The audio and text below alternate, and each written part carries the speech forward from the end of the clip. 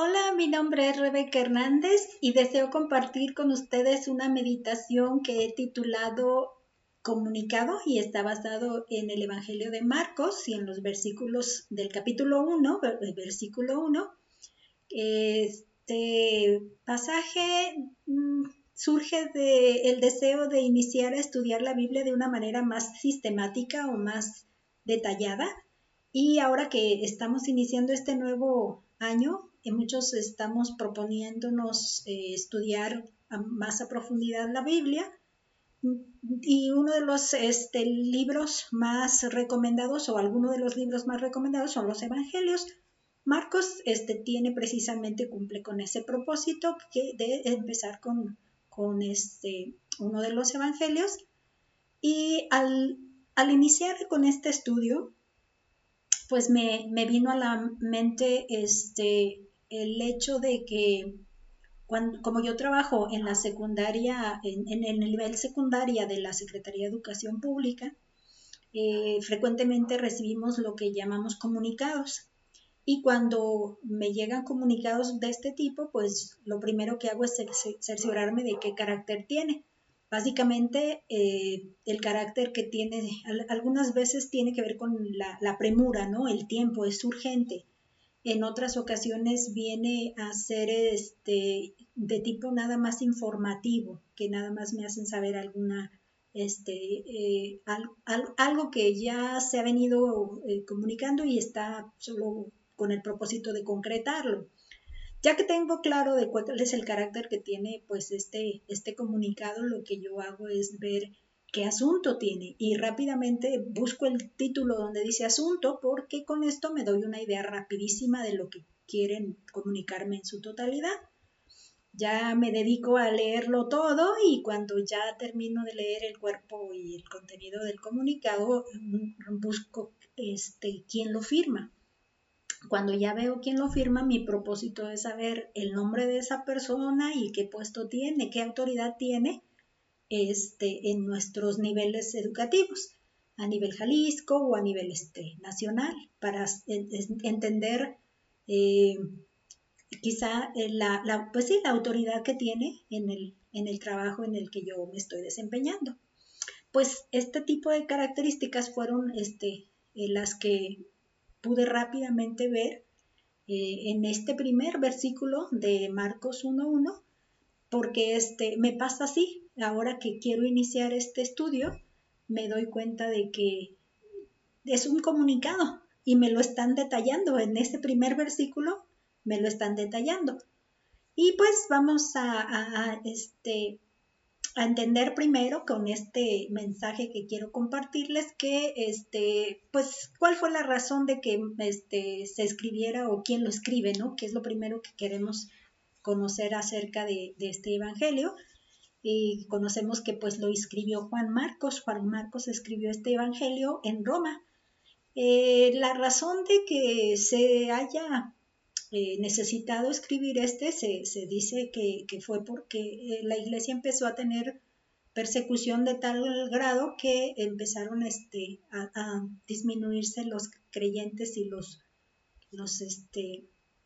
pues los comenzaron a perseguir y al ver que se disminuía la cantidad de creyentes en la iglesia, pues se dieron cuenta de que necesitaban una manera de compartir y de que quedara más permanente este mensaje, no se fuera a extinguir. Entonces, Juan Marcos recibe la autorización de la iglesia en Jerusalén y así es como le da el nacimiento, origen al nuevo género que se llama, se llamó Evangelio. El propósito de Juan Marcos lo especifica allí en el Evangelio, porque él desea convencer al que lee el Evangelio de que Jesucristo es el Mesías, es el Hijo de Dios y que es digno de tener, de que nuestra fe o la fe sea depositada en él. Es digno de esto. También vemos que este Evangelio pues sirvió de base para los siguientes que escribieron Mateo y Lucas. Ellos tomaron como base el escrito de Marcos, pero agregaron y complementaron muchos más ejemplos de las enseñanzas del Señor Jesús. Cuando nosotros pensamos en estudiar la Biblia, una de las cosas muy prácticas es mirar los evangelios en paralelo. Y esta es una de las cosas que se facilita con Mateo, Marcos y Lucas. Esta sería la buena cosa o el beneficio de tener los evangelios para poderlos comparar. Es así entonces pues que al estudiar este primer evangelio estamos observando en él un comunicado. Este comunicado va a tener tanto su carácter, qué carácter está indicando cuál es su asunto y qué autoridad es la que lo está firmando. Y de hecho los encuentro muy bien definidos, entonces quiero invitarlos pues a que meditemos este pasaje, cómo lo podemos encontrar o identificar como un comunicado. Y el texto que vamos a meditar dice así, dice, principio del Evangelio de Jesucristo, Hijo de Dios. Estas son las palabras con las que vamos a conocer este comunicado con todas sus características que hemos mencionado. Y pues para comenzar, en este comunicado vamos a encontrar pues que como primer aspecto que necesitamos entender, observar, es que el carácter se encuentra en los versículos, en la fracción o la parte de las palabras que dice principio de. Cuando leemos estas primeras palabras, principio de, rápidamente mis pensamientos se trasladaron al pasaje que tenemos en Génesis 1:1, donde se relata cómo Dios creó los cielos y la tierra. Y en el momento en que me trasladé en aquel pasaje que lo relacionamos como en automático, también vino a mi mente ¿qué otros textos incluyen estas dos palabras, principio de?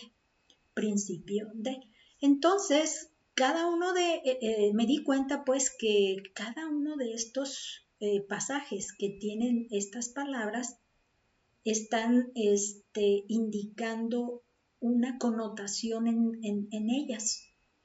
Que precisamente me da a entender y me da a conocer el carácter que tiene el texto en particular, por lo que me permite de alguna manera entender el carácter que este otro evangelio, en el caso de Marcos, me puede traer también a conocimiento a mí.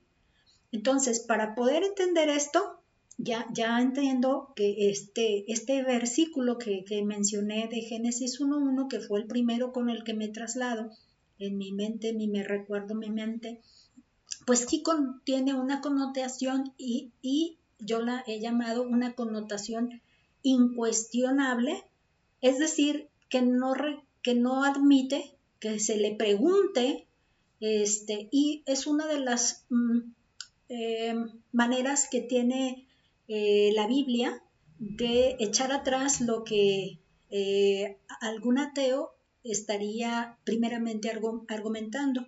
El argumento del ateo es que Dios no existe, por lo tanto, cuando nosotros, el pueblo judío en particular, deja en el registro, que es a través del Espíritu de Dios, claro, Dios nos deja ese registro usando de instrumento a algunos personajes pues del pueblo judío. El texto que nos deja es el de Génesis 1:1, que dice, en el principio creó Dios los cielos y la tierra. Lo que quiero darles énfasis en este texto es que ellos no comienzan con el argumento de si Dios existe o no, lo dan por hecho. Y este propósito de que Dios existe para ellos no es cuestionable, sino que Dios existe y por lo tanto es el creador de todo y no hay argumento contra esto. El conocimiento en sí, el que están dando es no que Él exista o no, sino que Él es el autor, es el creador de todo lo que existe en nuestro mundo, en la tierra. Y esta es precisamente la primera connotación que yo puedo percibir en estas primeras palabras. El principio de, bueno, en el principio de nuestro mundo, Dios creó el cielo y la tierra y es algo incuestionable. No se presta a que argumentemos si es cierto o no. Dios existe y por lo tanto Él fue el creador y no hay manera de cuestionarle. Algo también que podemos ver en un texto o pasaje más en el que se encuentran estas palabras del principio de otro carácter que podemos encontrar es que el carácter es memorable, relacionado con recordar el suceso, recordar el evento particularmente. Y precisamente en Éxodo encontramos nuevamente el principio de algún suceso. En Éxodo 12:2 dice, este mes os será principio de los meses, para vosotros será el primero en los meses del año. Aquí lo que vamos a encontrar pues es que el pueblo de Israel está a punto de salir de la esclavitud que ha estado llevando por 400 años en Egipto, y Dios les comienza a dar instrucciones para llevar a cabo la celebración de la Pascua. Este último evento que va a ocurrir en Egipto es el que les va a dar el ultimátum hacia Faraón para que por fin los deje libres, los libere. Entonces Dios les da la indicación de que ese día o en ese mes en el que se va a llevar a cabo esta celebración va a contar como el primero de todos los meses, y ese ese hecho de ser el primero, el principio de la cuenta de su año, un ciclo de año, va a tener que traerles a ellos a memoria este suceso que precisamente se dio para celebrar que Dios pasó por alto la muerte de los primogénitos de ellos como judíos, porque esa era la evidencia que Dios dio a los egipcios de que si no iban a permitir que salieran libres de la tierra de Egipto, pues que esa sería su sentencia. Esa es la característica, pues que fue una sentencia. Y para que esto no ocurriera en el pueblo judío, ellos necesitaban llevar a cabo toda una ceremonia. Entonces, este evento, que se considera ahora el principio de la cuenta de su año, fue memorable para ellos. Entonces, cuando yo leo en el Evangelio de Marcos el principio estoy entendiendo también de que va a ser una situación memorable este carácter que tiene este comunicado que encontramos aquí en Marcos. Es un hecho memorable también, no nada más un hecho incuestionable, sino un hecho memorable. Y no nada más sería incuestionable o inmemorable, sino que también es un comunicado que va a traer un carácter integral. ¿Qué entendemos con este asunto de integral? Pues que, como lo dice el texto que estamos considerando en Primera de Juan 1:1, el apóstol Juan describe las siguientes palabras. Dice, lo que era desde el principio, lo que hemos oído, lo que hemos visto con nuestros ojos, lo que hemos contemplado y palparon nuestras manos tocante al verbo de vida. Y luego sigue argumentando, sigue explicando que precisamente este mensaje que tiene desde lo que era, desde lo que habían oído, desde lo que habían visto, desde lo que habían ellos mismos experimentado, y que no solamente fue algo comunicado de oído, sino que lo presenciaron y hasta lo palparon porque tuvieron contacto físico con el Señor Jesús, que es el mensaje del que está viniendo a hablar tocante al verbo, a él es al que se está refiriendo el verbo de vida. Entonces nos está dando un completo delimitación o define lo que es el contenido completo que está incluyendo. Por eso lo he identificado como algo integral, porque no solo va a ser algo que habían oído, sino algo que habían visto con sus propios ojos, lo habían experimentado y lo habían tenido la oportunidad de palparlo porque fue de manera personalizada que estuvieron en relación con el Señor Jesús. Y de esto vienen a platicar. Entonces, me gustó bastante este pasaje que nos hace ver que este principio en el caso del carácter que nos da es que nos habla también de algo integral, que no faltará alguno de los detalles que ellos como presenciales pudieron experimentar y nos van a comunicar. Y en el caso de Marcos, con mayor razón, tuvo la oportunidad de tener experiencia de manera diferente quizá, pero no va a dejar fuera con características que corresponden a un integral contenido de este comunicado en el que estamos ahorita observando en el pasaje de Marcos, del Evangelio de Marcos.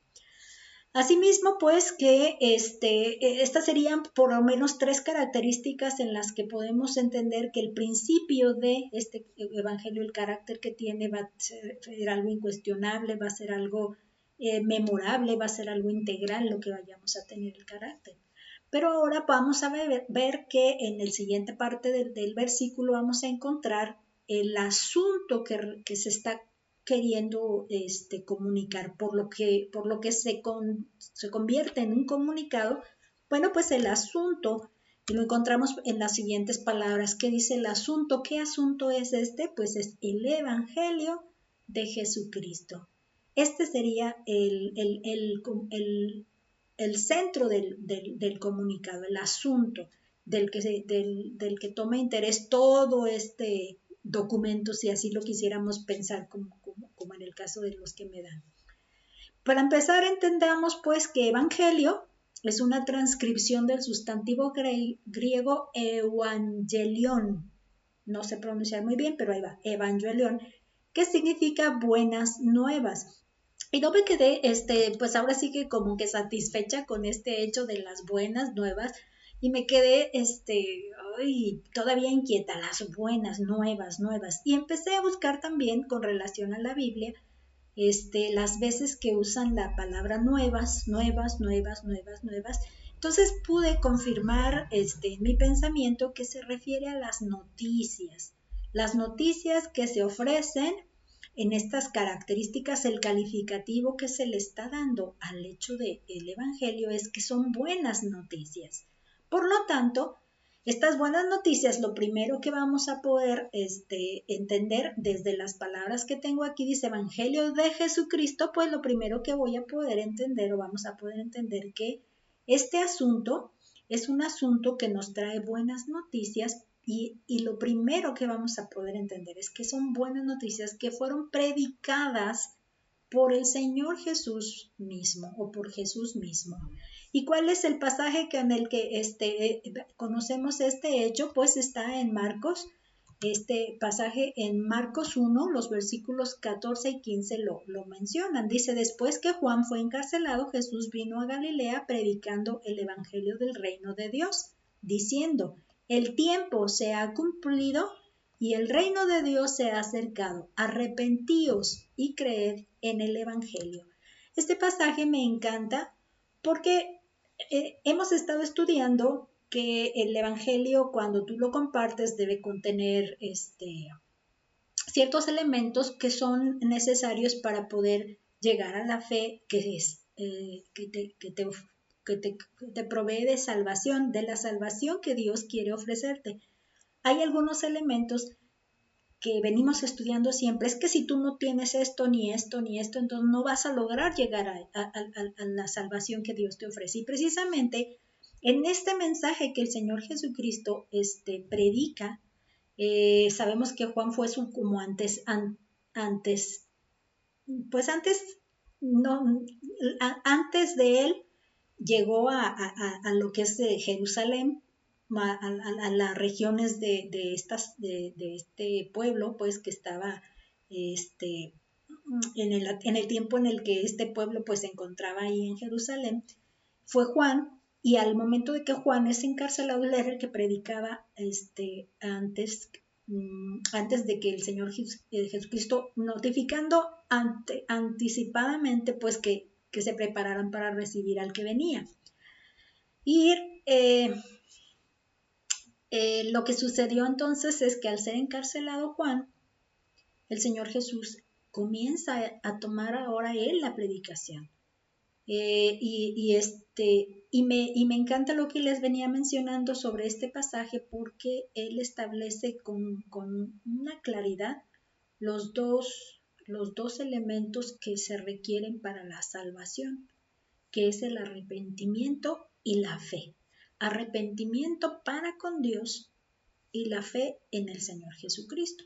Entonces, aquí lo que vamos a ver es que Juan quiere pues que sepamos que el Señor Jesús tenía pues este propósito también, y que también él fue muy claro y muy específico en que era necesario ese arrepentimiento para con Dios, porque el reino de Dios ya estaba allí, ya se acercó a ellos, de manera que ya estaban listos ellos para tomar respuesta a ese evangelio, y que era necesario para poder contar o entrar a ese reino, el arrepentimiento para con Dios y la fe en Jesucristo, y el mensaje que trae consigo el Señor Jesucristo, que Él estaba listo para ofrecer su vida para pagar el pecado que nosotros teníamos como adeuda,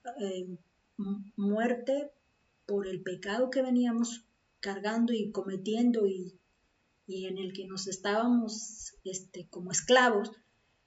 Él viene ahora con el plan de morir, tomando nuestro lugar y cumplir ese pago que era morir. Entonces, él está predicando que esta es la noticia, este es el evangelio, esta es la buena noticia que trae para consigo. Me encanta también, como veíamos lo de los pasajes paralelos, me encanta también leer el hecho de que en Mateo 4:23 el Señor Jesús está predicando, sigue predicando. Dice: y recorrió Jesús toda Galilea, enseñando en las sinagogas de ellos y predicando el evangelio del reino, y sanando toda enfermedad y toda dolencia en el pueblo. Y más adelante en Mateo 9:35 dice: recorría Jesús todas las ciudades y aldeas, enseñando en las sinagogas de ellos y predicando el evangelio del reino, y sanando toda enfermedad y toda dolencia. Pero también Lucas lo registra, dice: pero él, en Lucas 4:43, pero él les dijo: es necesario que también a otras ciudades anuncie el evangelio del reino de Dios, porque para esto he sido enviado. En Lucas 8:1, aconteció después que Jesús iba por todas las ciudades y aldeas predicando y anunciando el evangelio del reino, y los 12 con él. Entonces, esta es la primera característica que vemos en el asunto, pues que este asunto es un asunto, una buena noticia, y esa buena noticia pues empezó siendo predicada por el Señor Jesucristo. El Señor Jesucristo fue el que él mismo lo predicaba esta buena noticia, y Él nos hace saber que para eso Él había ido, para predicar esta buena noticia. No solo para cumplir la buena noticia, sino también para comunicarla, para predicarla. No nada más entonces, pues, que esta buena noticia es una buena noticia que que fue predicada por el Señor Jesucristo, sino también es una buena noticia que trae libertad. ¿Qué entendemos o qué encontramos para conocer este hecho de que trae libertad? Pues empezamos desde el profeta Isaías. El profeta Isaías, si recordamos cuál es el tiempo en el que él profetizó, pues él tuvo un periodo largo de reyes, en donde él estuvo profetizando hasta el reinado de Ezequías, y él fue el portador de las buenas nuevas que el pueblo de Israel, en el tiempo que él vivía, o sea, el de Isaías vivía, pues estaba oprimido por los asirios. Por lo tanto, ahora que ellos, él recibió el mensaje de Dios, el mensaje de Dios está centrado en este caso, primero en Isaías. Es algo que no podemos desligar desde él como vocero, de que Dios lo usó a él para comunicarles el que iban a ser liberados de esa opresión. Pero, bueno, y es donde precisamente lo situamos ahorita, que quisiera que le diéramos lectura primeramente. Isaías 61, versículos del 1 al 3, dice: El Espíritu de Jehová el Señor está sobre mí, porque me ungió Jehová y me ha enviado a predicar las buenas nuevas a los abatidos, a vendar a los quebrantados de corazón, a publicar libertad a los cautivos y a los presos apertura de la cárcel, a proclamar el año de la buena voluntad de Jehová y el día de venganza del Dios nuestro, a consolar a todos los enlutados, a ordenar que a los afligidos de Sión se les dé gloria en lugar de ceniza, óleo de gozo en lugar de luto, manto de alegría en lugar de espíritu angustiado, y serán llamados árboles de justicia, plantío de Jehová, para gloria suya. Inicialmente este pasaje pues se situaba en Isaías como vocero, pero el Espíritu Santo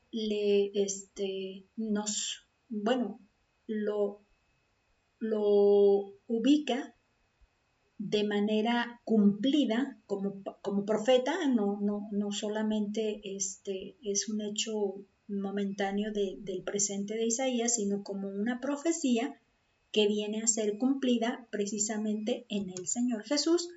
En el siguiente pasaje es donde el mismo Señor Jesús, y es lo que me encanta de estos dos pasajes, que el mismo Señor Jesús nos lo explica y nos lo respalda o nos lo ubica y nos centra que el cumplimiento de esta profecía se está dando en ese momento, y lo encontramos aquí precisamente en Lucas 4 del 18 al 22. Dice: el Espíritu del Señor Jesús. Bueno, aquí lo primero que quiero mencionar es el antecedente. El Señor Jesucristo se encuentra en la sinagoga de los judíos y le pasan los rollos para leer, es decir, la Biblia, la palabra para leer, y él encontró este pasaje y comenzó a leer, y esto es lo que él comienza a leer. Dice: el Espíritu del Señor está sobre mí, por cuanto me ha ungido para dar buenas nuevas a los pobres, me ha enviado a sanar a los quebrantados de corazón, a pregonar la libertad a los cautivos y vista a los ciegos, a poner en libertad a los oprimidos,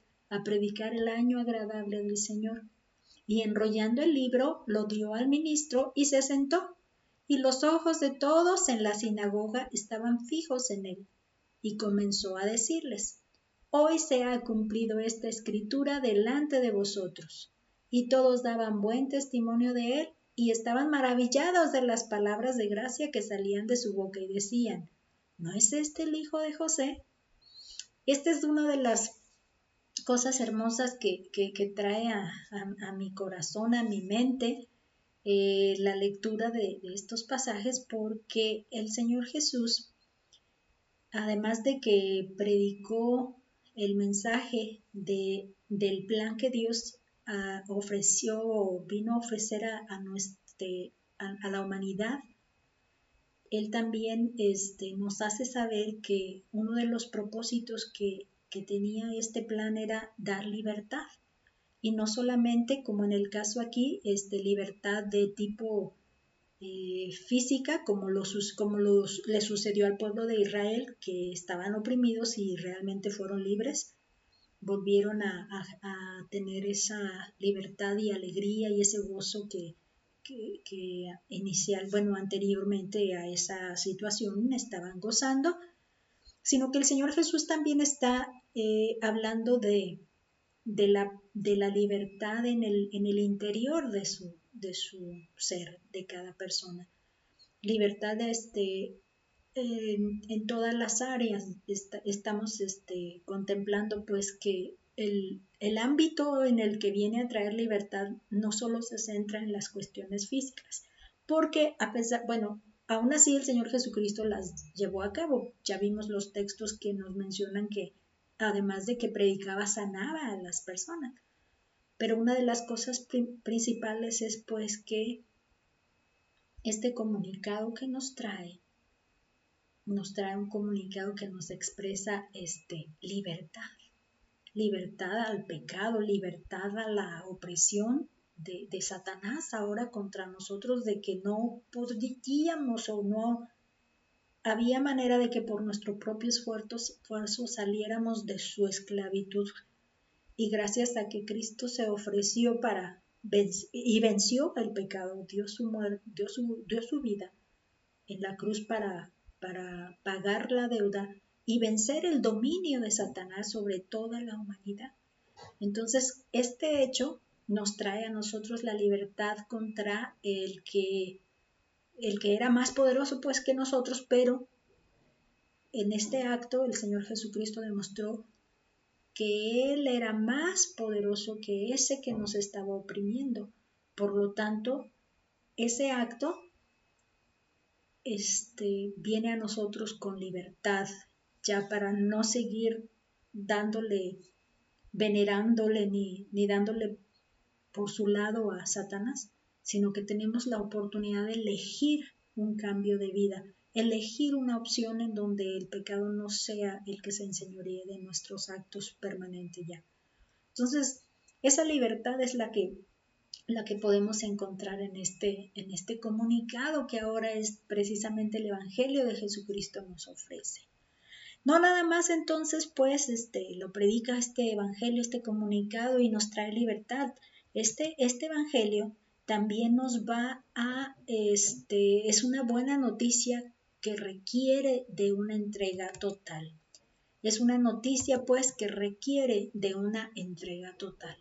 Y en los pasajes que encontramos aquí, Marcos 8:35, que es el primero que vamos a considerar para esta situación pues de que el Evangelio requiere de entrega total, es el pasaje de Marcos 8:35. Este pasaje pues nos hace, el Señor Jesucristo mismo está expresando estas palabras. Dice, porque todo el que quiera salvar su vida la perderá, y todo el que pierda su vida por causa de mí y del Evangelio la salvará. Lo que encontramos en este pasaje, pues, es que el Señor Jesús está siendo muy claro con que este Evangelio, pues, que está predicando no es algo que vaya a ser tan fácil por decidirse al recibir el Evangelio. No va a necesitar de ofrecer o de invertir o de entregar, de no quedarse nosotros en una posición de, por decir algo, de muy cómodos, de simplemente venga para acá y venga para acá, sino que hay que responder ante esa situación entregando todo lo que sea elementos de dirección o de dominio, de control de nuestra propia vida. Precisamente este texto así lo dice: el que quiera salvar su vida la perderá, y todo el que pierda su vida por causa de mí y del Evangelio la salvará. Se requiere entonces entregar el control de la vida, entregar la vida en sí misma, ¿de qué? Él sea el que se encargue ahora de dirigir la vida, de darle cada propósito a la vida. Entonces, estas son las condiciones en las que este evangelio también implica, ¿no? Este mensaje de que se requiere la entrega total, en este caso de la vida, y no solo de la vida, sino que también habla de otras cosas que contenemos o que tenemos, que son de nuestra, están en nuestra propiedad, por decirlo de una manera, y nosotros estamos en la necesidad o condición de soltarlas y de entregarlas. Como en este otro pasaje de Marcos 10, 29 y 30 dice, respondió Jesús y dijo, de cierto os digo que no hay ninguno que haya dejado casa o hermanos o hermanas o padre o madre o mujer o hijos o tierra por causa de mí y del Evangelio, que no reciba 100 veces más ahora en este tiempo, casas, hermanos, hermanas, madres, hijos y tierras con persecuciones y en el siglo venidero la vida eterna. Este pasaje nos centra en el contexto de que llega un rico a mencionar que él quiere, que necesita para heredar la vida, y el Señor Jesucristo le establece pues los mandamientos, se los menciona, y él dice, pues ya, esos ya los he cumplido, pero ¿qué más? Entonces dice el Señor Jesús que le menciona sobre sus posesiones, ¿no? Que pues las entregue todas y que entonces ya lo siga. Cuando él se da cuenta, pues no está dispuesto a hacer esto, y entonces pues no se decide a seguirlo, pues con estas condiciones. Entonces el Señor Jesús dice que cuán difícil es que un rico entre en el reino de los cielos, porque su corazón pues no está dispuesto a soltar el dominio, el reino, el trono que le tenía o le tiene a las posesiones.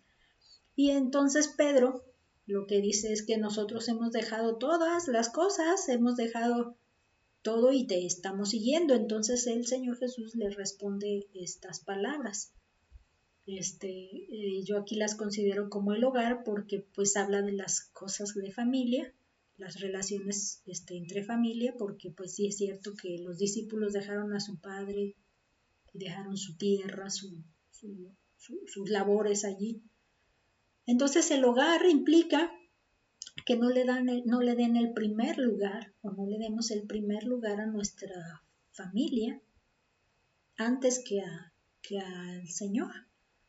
Y esta es precisamente el área, la siguiente área de la vida. Bueno, yo te entrego la vida, pero no dejo mis relaciones, no dejo mi estancia en la familia, mi seno familiar o mi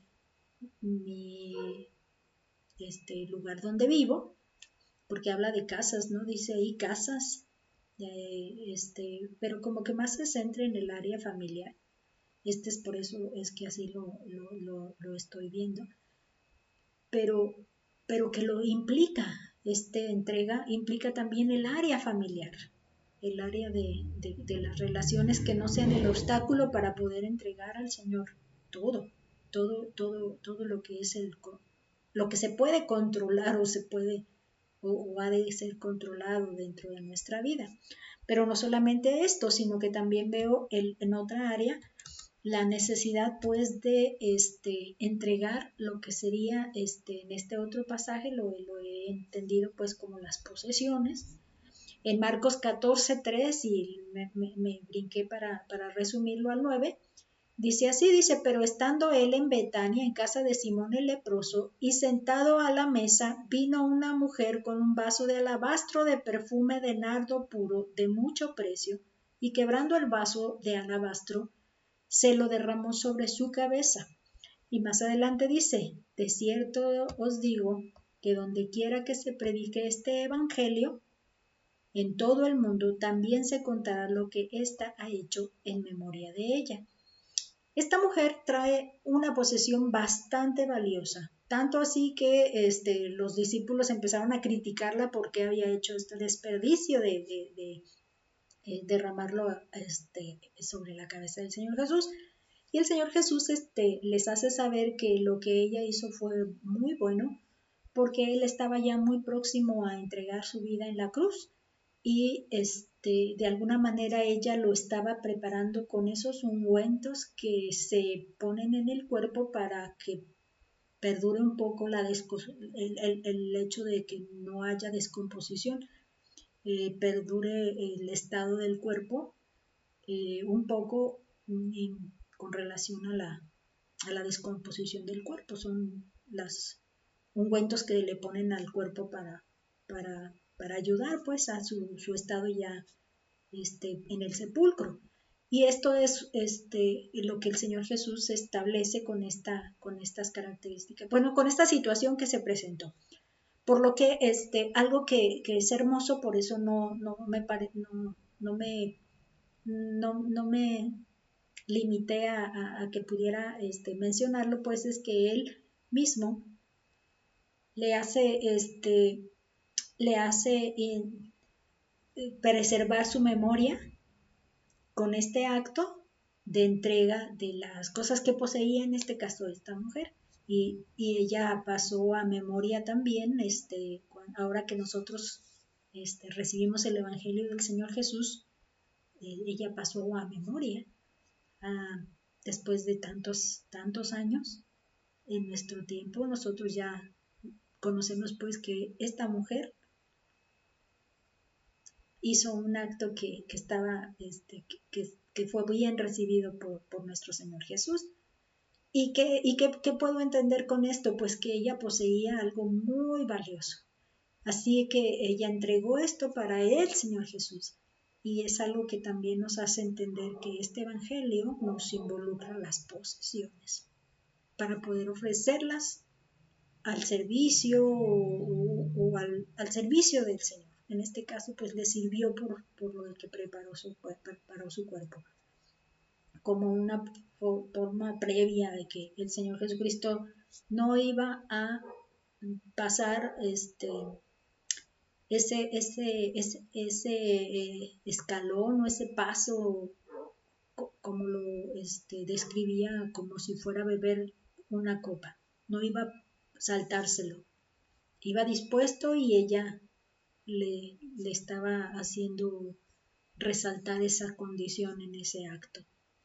Ok, entonces no solo entendemos pues que este comunicado pues llega a nosotros con la predicación del mismo Señor Jesús o con la libertad que viene y ofrece y el hecho de que pues nos implica la entrega a nosotros que lo hemos de recibir este comunicado, que entendamos pues la totalidad de este comunicado. La totalidad implica también la entrega.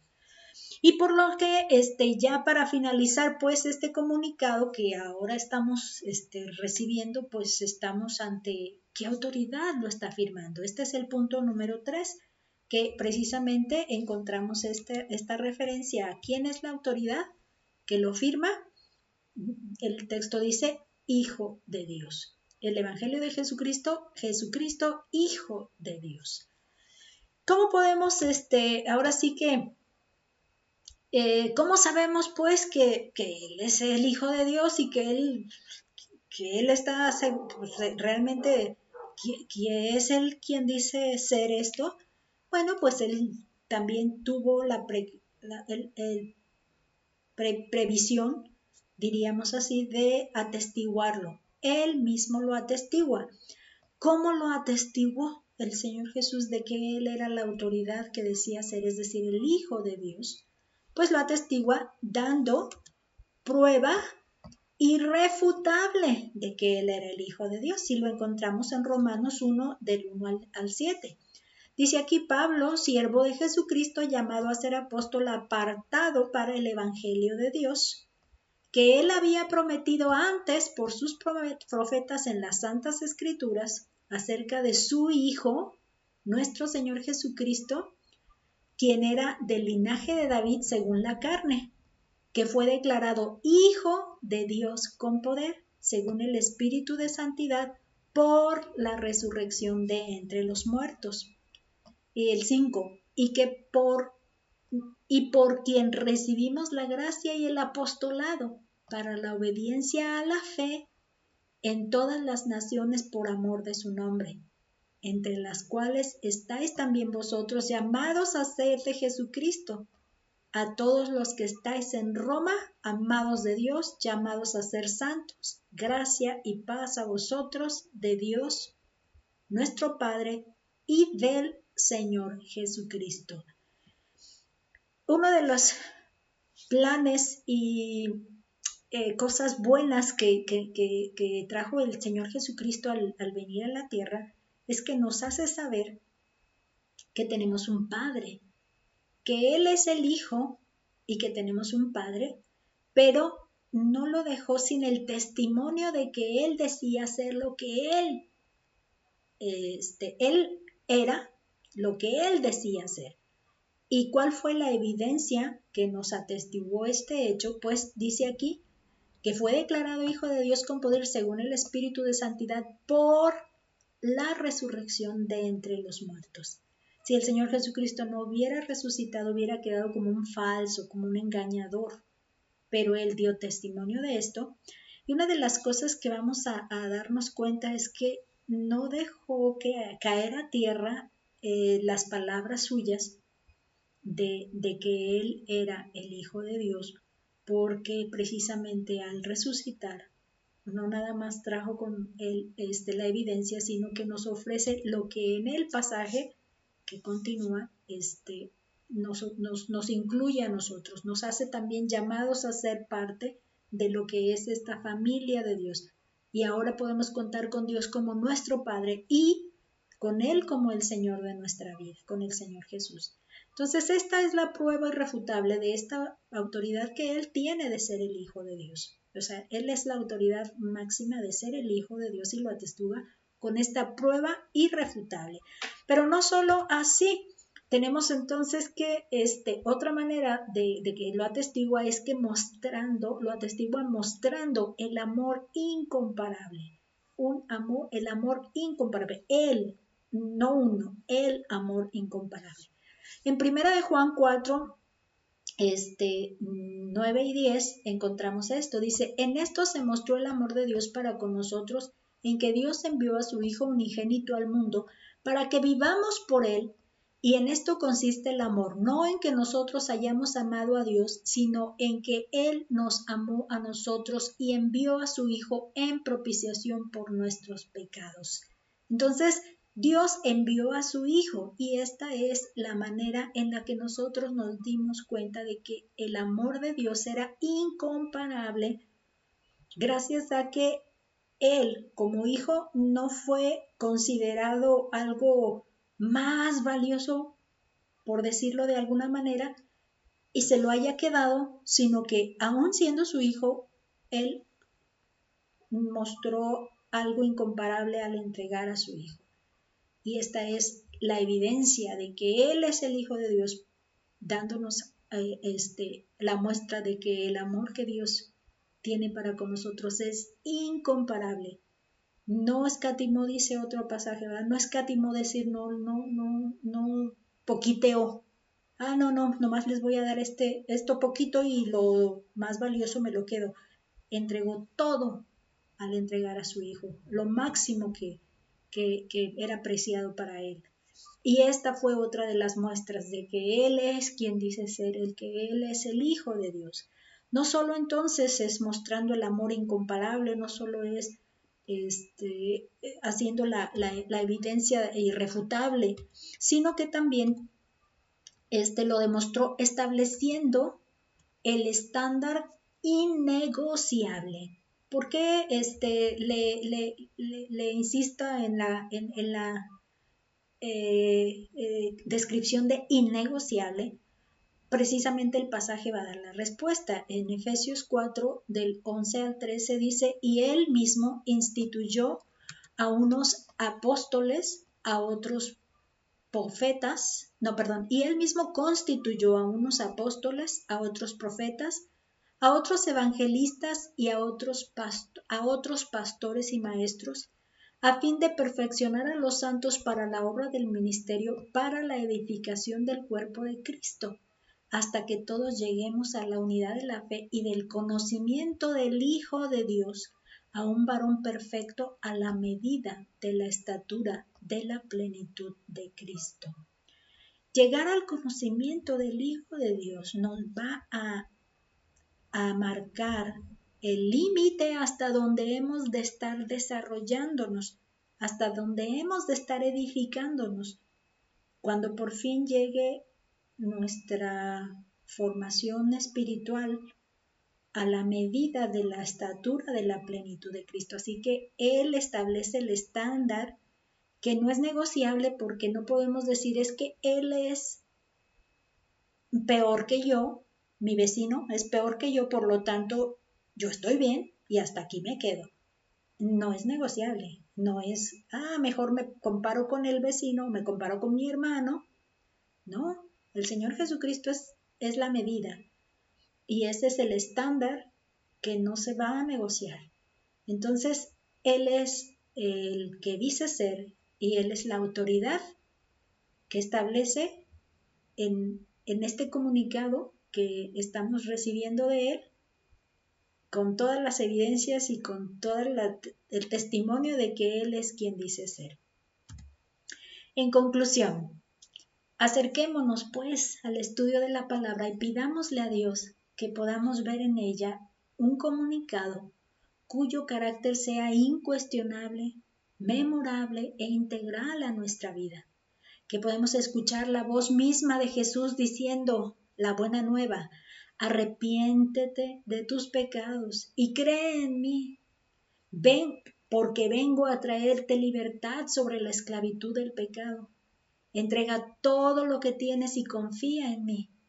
¿No he probado ser quien he dicho ser? Recibe el amor incomparable de Dios. La obra termina hasta que mi imagen sea completada en ti. Esa sería la voz de Jesús, basado en todo lo que venimos desarrollando en este mensaje. Pues les invito a que le digámosle al Señor, dispongámonos pues a decirle: sí, Señor, quiero todo esto. Que el Señor les bendiga.